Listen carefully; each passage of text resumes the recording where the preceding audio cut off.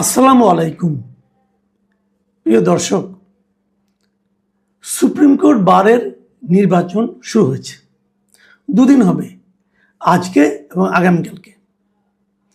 Supreme court বারের নির্বাচনকে সবসময় এর আগে থেকে বহু বছর ধরে আমরা একটা নির্বাচনের একটা উদাহরণ হিসেবে উল্লেখ করতাম। আমরা এর আগেও দেখেছি আওয়ামী লীগ আমলে বহুবার, যখন আওয়ামী লীগ ক্ষমতায় ছিল 15 বছর, সে সময় দেখেছি বিএনপির প্রার্থীরা সেখানে নির্বাচনে অংশ নিতেন এবং তারা বিএনপির প্যানেল অনেকবার বিজয়ী হয়েছে। এখানে কিন্তু সারা দেশে নির্বাচন হতো না, কিন্তু সুপ্রিম কোর্ট বারে একটা প্রকৃত অর্থে একটা ভালো নির্বাচন হতো এবং এটাই প্রত্যাশিত ছিল। কারণ যারা নাকি আইন নিয়ে কাজ করেন, সর্বোচ্চ আদালতে যারা আইনজীবী, তারা একটা নির্বাচনকে সবার অংশগ্রহণে যথাযথভাবে করবেন, এটাই তো প্রত্যাশিত। সেটা আওয়ামী লীগের বিদায়ের আগ মুহূর্তে যে নির্বাচনটা হয়েছিল সেটা ছিল কলঙ্কিত নির্বাচন, এবং সেই কলঙ্কের পর এবার যখন নির্বাচন এলো, আমরা সবাই আশা করেছিলাম এবার অত্যন্ত ভালো, সবার অংশগ্রহণের মাধ্যমে একটা উৎসবমুখর পরিবেশে একটা নির্বাচন হবে। সেটা কি হচ্ছে? এই প্রশ্নটা আমরা করলাম এই কারণে, দেখেন এই নির্বাচনে বেশ কিছু প্রার্থীকে তারা অংশগ্রহণই করতে দেওয়া হয়নি। প্রায় 40 জনের মতো প্রার্থীকে তারা বাতিল করে দিয়েছে। কেন বাতিল করে দিয়েছে? তারা নাকি আওয়ামী সমর্থক, অতএব তাদেরকে নির্বাচনে অংশ নিতে দেওয়া হবে না, এইভাবে তারা বাতিল করে দিয়েছে। তারা কি আওয়ামী লীগের প্যানেলে নির্বাচন করতে, আওয়ামী লীগের ব্যানারে নির্বাচন করেছিল? অথবা যারা বিএনপির সমর্থক বলে নিজেদেরকে বলছেন, তারা কি বিএনপির ব্যানারে নির্বাচন করছেন, বিএনপির প্রতীক নিয়ে নির্বাচন করছেন? এ ধরনের পেশাজীবী সংগঠনের যে নির্বাচনগুলি হয়, সেগুলি কি কোনো দলীয় ব্যানারে হয়? হয় না তো। তাহলে আপনি কেন বুঝবেন যে এটা আওয়ামী লীগের নির্বাচন হচ্ছে? এখানে এটা আওয়ামী লীগ অংশ নিচ্ছে।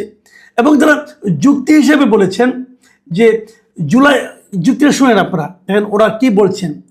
কারণ হিসেবে তারা বলছেন যে জুলাই গণ অভ্যুত্থানকারীদের লিখিত আবেদন এবং সাধারণ আইনজীবীদের আপত্তির কারণে আওয়ামী লীগ সমর্থক আইনজীবীরা সুপ্রিম কোর্ট আইনজীবী সমিতির নির্বাচনে অংশ নিতে পারছেন না। কারণ হলো সাধারণ আইনজীবীদের আপত্তিটা কোথায় করলো? সাধারণ আইনজীবী কারা? যাদেরকে বাতিল করলেন তারা কি অসাধারণ আইনজীবী? তারাও তো সাধারণ আইনজীবী। আবার জুলাই গণ অভ্যুত্থানকারীদের লিখিত আবেদন, জুলাই গণ অভ্যুত্থানকারী কারা? জুলাই গণ অভ্যুত্থানকারী সারা দেশের মানুষ, আপনাদের কাছে অ্যাপ্লাই করছে। এইভাবেই যে আপনারা কাজটা করলেন, নির্বাচনটাকে কি করলেন? কলুষিত করলেন। ভয় কেন পেলেন? হয়তো আপনারাই জিততেন। এটা যে ভয় পেয়ে করেছেন এটা কিন্তু বোঝা যাচ্ছে। এখন বিষয়টা কি?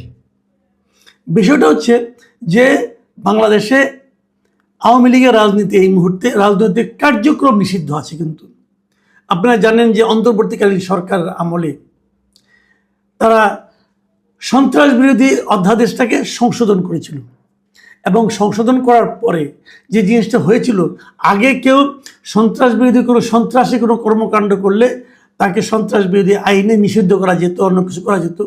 সেখানে এই সংশোধন করে সেখানে তারা ব্যক্তির সঙ্গে একটা সত্তাকেও নিষিদ্ধ করার একটা অপশন যুক্ত করেছে।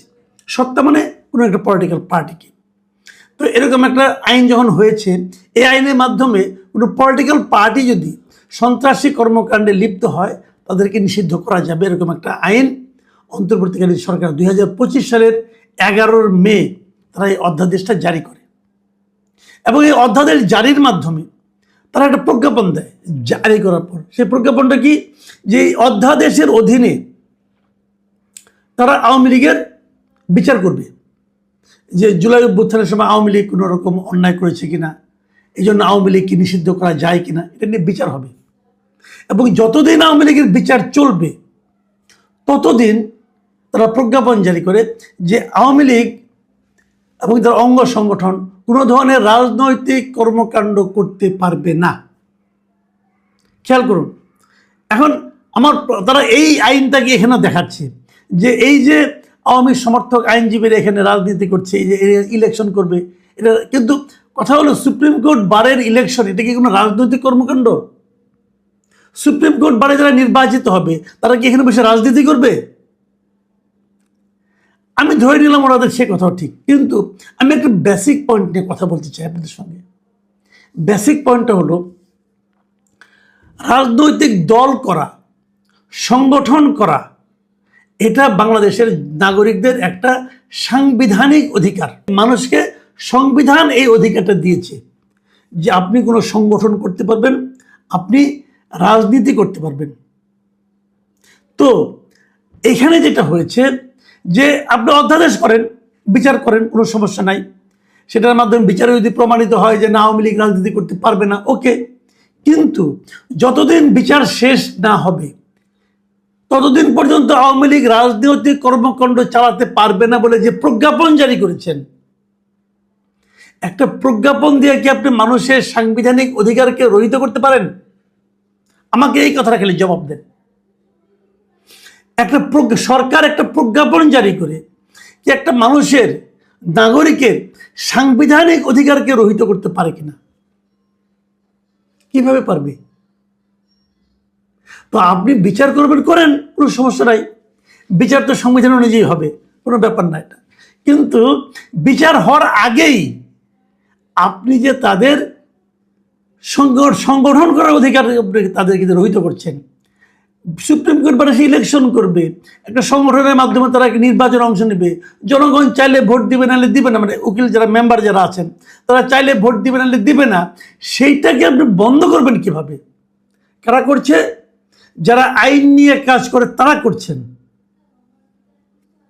আমরা বলি না যে 2014 সালে এই দেশে এক নির্বাচন হয়েছিল, আমরা বলি বিনা ভোটের নির্বাচন, এবং সেটা নিয়ে কিন্তু আমরা আওয়ামী লীগকে দোষারোপ করি যে ওই নির্বাচন তো বিএনপি বর্জন করেছিল, অনেক রাজনৈতিক দল বর্জন করেছিল, তবু আপনারা একা একা নির্বাচন করে নিয়েছেন, আমরা সমালোচনা করি।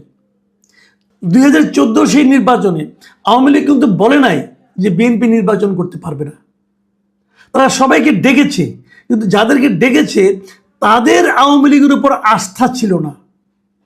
তারা ভেবেছিল যে আওয়ামী লীগ নির্বাচনটা একতরফা নিজেরা করে নেবে, সেই জন্য তারা নির্বাচনে অংশ নেয়নি। আওয়ামী লীগ একাই নির্বাচন করে নিয়েছে, এর মধ্যে অর্ধেকেরও বেশি আসনে তারা বিনা প্রতিদ্বন্দ্বিতা নির্বাচিত হয়েছে।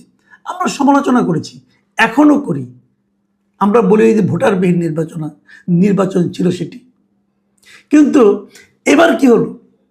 এবার তো আওয়ামী লীগকে আপনি নির্বাচন করতেই দিলেন না, আওয়ামী লীগকে আপনি রাজনীতিও করতে দিচ্ছেন না, বলছেন আওয়ামী লীগের বিচার হবে।